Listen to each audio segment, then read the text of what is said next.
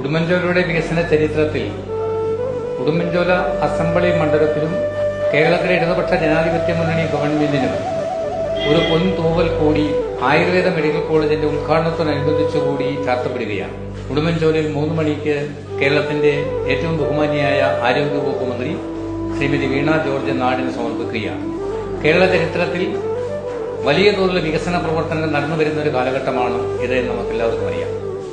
Udumbanchola assembly മണ്ഡലം എടുത്താൽ എല്ലാ മേഖലയിലും വികസനത്തിന്റെ വിന്നിക്കുടി പാറിക്കുവാൻ ഈ അസംബ്ലി നിയോജക മണ്ഡലത്തിൽ നമ്മുടെ പ്രിയപ്പെട്ട MLA എം മണിയുടെ നേതൃത്വത്തിൽ നടക്കുന്ന വികസന പ്രവർത്തനങ്ങൾ കഴിഞ്ഞിട്ടുണ്ട് എന്നും നിസ്സംശയം നമുക്ക് പറയാൻ കഴിയുന്നതാണ്.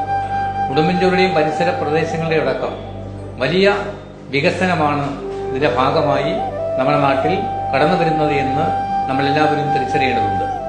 തീർച്ചയായും ഈ മെഡിക്കൽ കോളേജ് നാടിന് സമർപ്പിക്കുമ്പോൾ കേരളത്തിലെ 4ാമത്തെ ആയുർവേദ മെഡിക്കൽ കോളേജ് നാടിന് സമർപ്പിക്കുന്ന ഈ ഘട്ടത്തിൽ നാട്ടിലെ എല്ലാ ജനങ്ങളുടെയും പിന്തുണയും സഹായങ്ങളും ഉണ്ടാകണമെന്ന് വിനീതമായി ഞങ്ങൾ അഭ്യർത്ഥിക്കുകയാണ്.